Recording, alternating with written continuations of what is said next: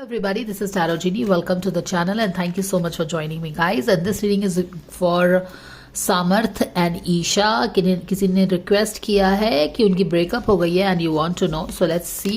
I will give you a quick guidance. God's guardian angels, Archangel Michael, spirit guides and spirit guides. Thank you for the divine guidance and blessings coming for Samarth and Isha. For the fans, what is that they can know about their relationship? We thank you so much for this guidance.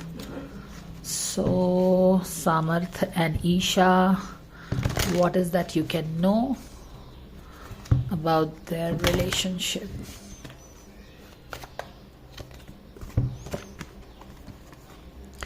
A leg up.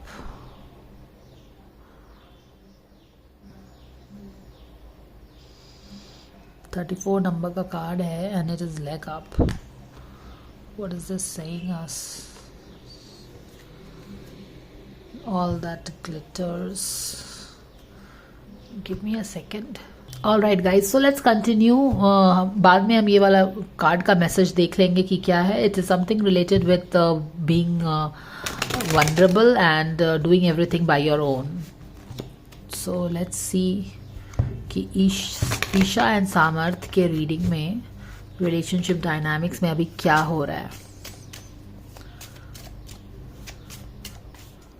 So past, present and future. ये future आने वाले मई में आपको set है guidance. So the guidance coming for Isha and Samarth. Past, present, future. What is happening in their relationship? Can the fans know, please, dear angels? We thank you so much for this guidance. Okay, this wants to come out. Left alone. ये breakup वाला card हो गया. And यहाँ पे हो गया आपका card 8 of Wands in reverse में है. ये 2 of Cups है. Quite possibly they were good couple. Okay. And what are we getting here? देखिए ये 5 of Pentacles से आप समझ सकते हैं ना, जो आपने बोला है कि उनका ब्रेकअप हो गया है ना, ये वही वाली एनर्जी है. Feeling alone, left alone, unsupported in the relationship. Relationship का कुछ मुकम्मल होने का समय, अभी काफ़ी क्रूशियल टाइम उनके रिलेशनशिप में चल रहा है. ये पास्ट का ब्रेकअप हो गया. यहाँ पे ये जजमेंट का कार्ड उल्टा है और यहाँ पे 2 of Cups है. इसका मतलब सिंपल आप ये समझ सकते हैं कि रिलेशनशिप का किसी तरह का टेस्ट हो रहा है. ओके. एंड ये उस पड़ाव पे है रिलेशनशिप जहाँ पे it's like being honest with your self, being honest with the relationship. Okay.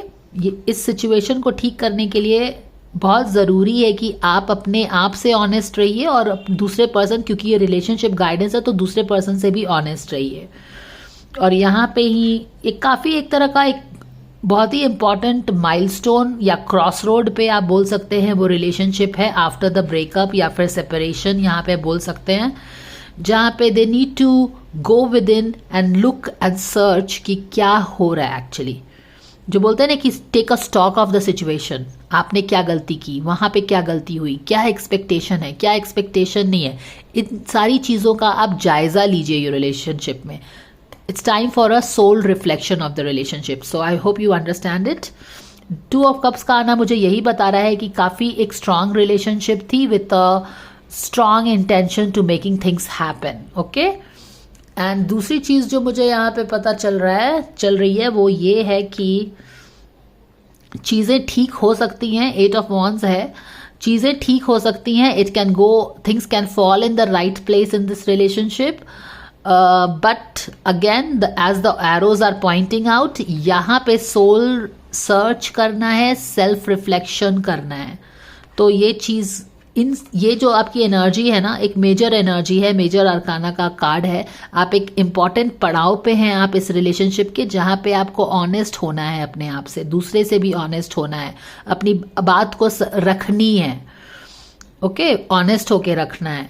और जब तक आप इन चीज़ों को ठीक नहीं करते हैं ना, आगे चीज़ें ठीक नहीं होंगी. It will keep bringing you back to the core of the relationship. तो ये कोर है, इसको एड्रेस करिए and then only things can fall in place.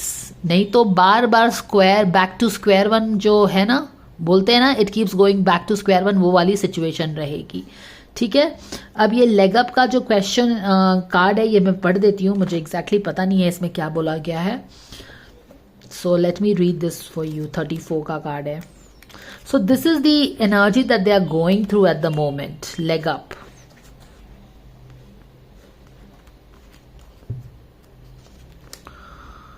Okay.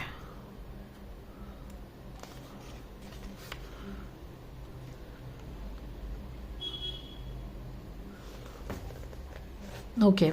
Relationships that are healthy thrive on interdependence. It is important to recognize that you need others as much as they need you. You must allow people to support you, just as you are there for them. This is a time to be vulnerable, to speak up about your needs, and to ask for them to be fulfilled. You will be met with kindness and love. Don't expect others to read your mind, though ask and it is given.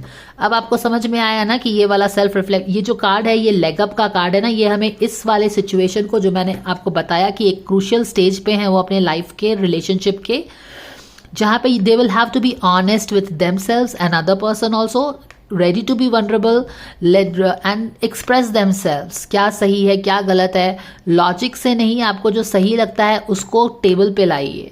और जब तक ये core issue नहीं होता है, आपकी needs को express करिए, जो भी चीज़ें हैं, तब तक ये एड्रेस नहीं होता ये इशू, तब तक ये चीज़ें ठीक सही नहीं होगी. क्या चीज़ें सही हो सकती हैं? यस, हो सकती हैं, पर ये इशारा कर रही हैं कि यहाँ पे वर्क करना ज़रूरी है रिलेशनशिप में. तो यहाँ पे कुछ ना कुछ इस तरह सेपरेशन इसीलिए क्वाइट पॉसिबली हुआ है क्योंकि लोगों ने, इन दोनों ने शायद चीज़ों को ठीक से समझा नहीं है, या फिर अपनी कोर चीज़ें या कोर नीड्स एक दूसरे से शेयर नहीं की हैं. तो वहाँ पे एक मिसकम्युनिकेशन टाइप की चीज़ हो गई है. तो इट्स इम्पॉर्टेंट कि आप बेबाक होके, खुल के अपने सोल को सामने में रखिए दूसरे पर्सन से. क्या आप रख सकते हैं? एग्जैक्टली, क्योंकि ये एक mutually, Two of Cups is about equal give and take, mutual love, mutual respect. अगर ये रिलेशनशिप में ये सच में है तो you will not feel any hesitancy in expressing your needs. तो वही यहाँ पे भी बोला जा रहा है, express yourself in this relationship. कोई नीड है, शेयर करो दूसरे पर्सन के साथ. It is okay. एक ही इंसान को इस रिलेशनशिप में हर चीज़ करने की ज़रूरत नहीं है. It is all about you also getting the equal love. अब मुझे नहीं पता है कि ये किसके लिए सही है, बंदा है या बंदी के लिए, कौन ज़्यादा करता है, कौन थोड़ा सा रिजर्व रहता है. लेकिन of course as we all know, we all love to be understood, loved, taken care and pampered. तो वही चीज़ है. दूसरा इंसान कहीं ना कहीं एक टेकन फॉर ग्रांटेड शायद फील करता है, क्योंकि same amount of love, pampering शायद दूसरे साइड से नहीं आती है. May be the other person is very reserved, तो उसको भी ओपन अप करने के लिए बोला गया है. तो रिश्तों में अपनी इमोशंस को शेयर करना is very important. It's not just कि आप बहुत बार ऐसा होता है ना कि you say that yes we love them but you don't express. No, it is important to express. So this is the guidance coming for you guys.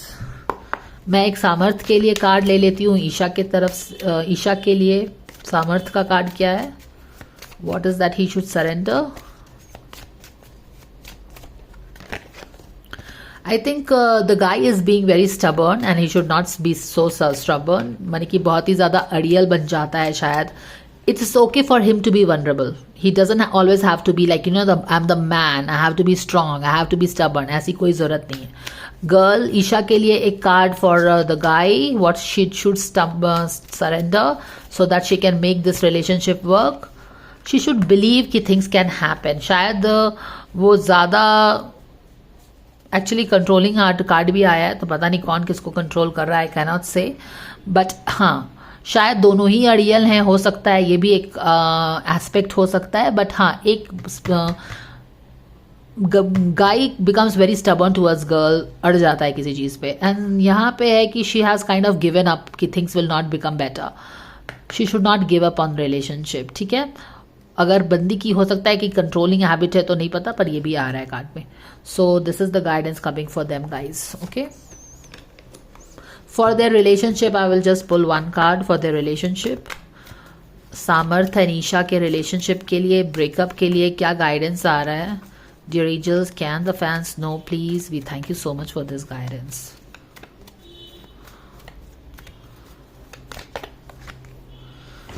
Stay positive, say positive affirmations each morning to open up the gates of manifestation. तो यहाँ पे भी अगर आप देखो तो बहुत negative card नहीं है, ये पॉजिटिव ही कार्ड है of things falling in place quickly.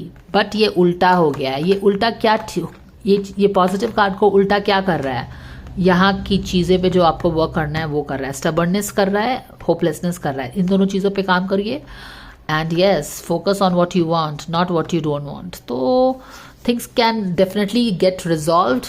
Make a decision and it will work out. इतना भी सिचुएशन बुरा नहीं है. बट yes, यहाँ पे तो ऐसा है कि हो सकता है, बट यहाँ पे काम करने की ज़रूरत है. स्टबर्ननेस छोड़िए और miracles are possible. So don't give up on the relationship. Even if you have gone through the breakup, don't give up. Work on it. Rather than giving up, work on it. If you work on it, things can happen. So this is the guidance coming for the guy. I hope it helps you, and if it helps you, please like, share, subscribe, and I will see you in the next reading, guys. Bye for now.